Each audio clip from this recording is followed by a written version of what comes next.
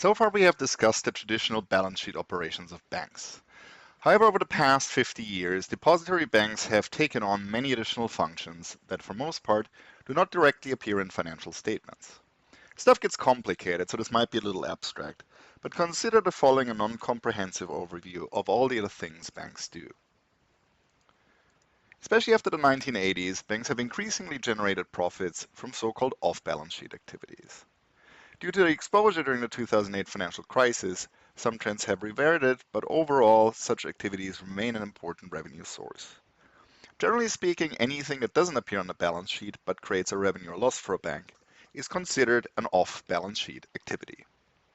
The most relevant examples for our purposes are activities that generate fees or so-called contingency claims.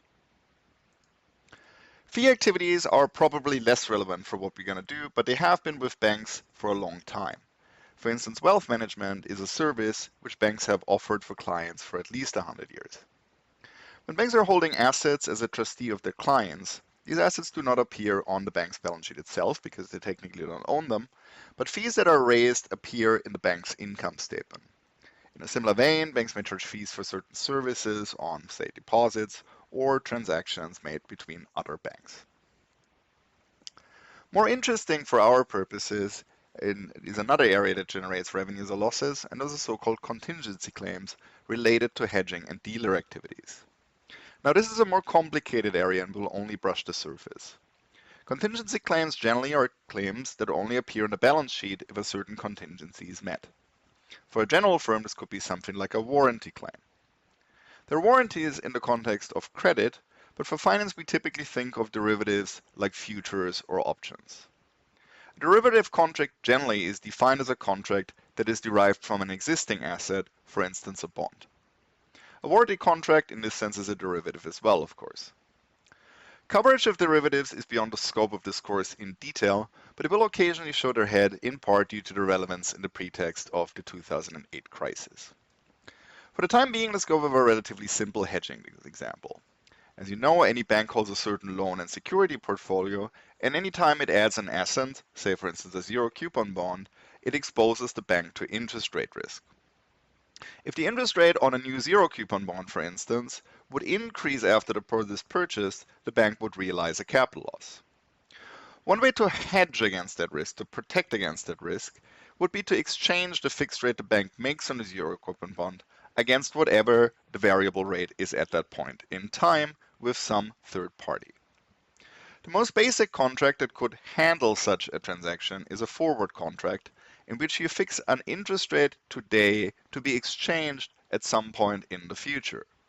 For instance, a bank may build a contract which exchanges its contractually fixed zero bond interest payment against some variable rate, say for instance LIBOR, when that zero coupon bond matures. Such transactions are extraordinarily common and build a core element of bank risk management. Typically, banks use standardized futures and swap contracts to hedge against at least some of their interest rate exposure, and for all practical purposes, their variation of the same type of arrangement. Similar arrangements then also exist, for instance, for exchange rate and other price movements, and even default risk. Derivative trades are feasible if there's another party willing to enter the arrangement. In practice, the other party is almost exclusively a derivative dealer, and those for all practical purposes are other large banks. Dealers themselves are arbitrageurs which typically use some offsetting transaction to make a derivative contract profitable. For instance, a bank may be able to provide an exchanged interest rate in the future by borrowing at an even cheaper interest rate at the same time. This stuff gets complicated and it takes you into the inner working of interbanking markets, so we will not cover it here, but just be aware that none of these transactions have any sort of meaningful balance sheet effect if they show up at all. In our example, the simple forward example, the only thing that would appear on the balance sheet of both the bank and the dealer is only the original bond on the bank's balance sheet itself. The revenues that would be generated by this derivative contract, or the losses for that matter, do flow through the income statement. Similarly, if the contingency arises that interest rates change dramatically, the value of the derivative would change, and that too may have an asset. It might have an asset effect, and this would show up in the balance sheet. In the case of options or credit guarantees, balance sheet effects are broadly similar. Now notice that the volume of risk management tools in practice is very large, and this generates a potential case in which balance sheets can see a dramatic deterioration very quickly if the contingency arises more or less out of nowhere. One historical example of this is AIG, a traditional insurance company that had written a large number of credit insurance claims, so-called credit default swaps, in the pretext of the 2008 financial crisis. Once mortgages and related securities started to default after the housing market turned in 2007, these claims very rapidly appeared on AIG's balance sheet and effectively bankrupted the firm before the government bailed it out. Moving on to something a little bit less abstract for the time being, another source of revenue that does not appear on the balance sheet of a bank is underwriting. That is the process of issuing new securities or loans on behalf of clients. Securities underwriting especially has traditionally been the domain of investment banks, but after the regulation around 2000, the distinction between investment and deposit banks has become largely a historical one, even if only large banks really act like investment banks. Say for instance, Microsoft wanted to issue a bunch of new bonds. To do so, they may contact an underwriter like Morgan Stanley. Morgan Stanley then would do some due diligence about the firm's value, about the instrument's value, and assess what a reasonable price for the bond upon issuance would be using its network of trade relationships. If Microsoft were to raise, say, 15 million, Morgan Stanley would agree in a contract to raise exactly these funds and then aim at selling bonds at an initial offering price that somewhat exceeds these 50 million, which would make its profit. Now, Morgan Stanley does not necessarily have to hold its own portfolio of Microsoft bonds to make this transaction. As a consequence of that, it wouldn't appear on its balance sheet. However, the losses or the revenues generated from underwriting would appear in the income statement. The final example I'm going to briefly mention is the concept of securitization.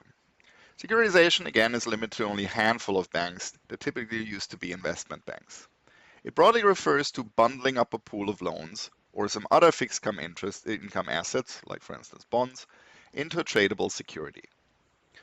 Large-scale securitization in historical perspective is a fairly recent financial innovation, dating back to the 1970s and then really gaining steam in the 1990s. In the United States, the instrumental agencies pioneering the approach were the two large government-sponsored enterprises, or GSEs, the Federal National Mortgage Association, also known as Fannie Mae, and the Federal Home Loan Company, also known as Freddie Mac. These are technically private firms with large government borrowing and bailout guarantees. Securitization then in the 1990s increasingly became a business line for investment banks as well. After 2000, depository institutions entered into the market as well. Now, if an intermediary buys a bundle of loans and then passes on the assets through as a securitized asset, it will typically no longer appear on the intermediary's balance sheet for a variety of legal and accounting reasons. The 2008 crisis reduced the amount of securitization activity a little bit, since not all of it can objectively be described as beneficial for financial sector efficiency. However, the industry remains very much alive, and in principle there's nothing wrong with securitization, although it has the risk of dramatically reducing incentives for institutional intermediaries to monitor the borrowers properly. And on that note, as a final point, all this financial innovation over the past 50 years has changed the nature of banking from the traditional raise deposits, issue loans model, sometimes described as relationship banking, to a model of originate and distribute, in which banks issue loans and then try to sell them off, making a profit of the sales price. In principle, there's really nothing wrong with this. It can benefit liquidity, it can benefit risk sharing, but the difference between the old model and the new model is that in the first, the bank has an incentive to screen and monitor borrowers because they benefit from the interest the loan pays. In the second model, the bank passes on default risk on the loan entirely, and it's only important that it can sell the loan at a profitable price initially. Given the complexity of some financial instruments, the shift to the second model, has plausibly caused some documented risk-taking and occasional fraud, which has led up to the pretext of the 2008 financial crisis, which we'll discover in some detail later.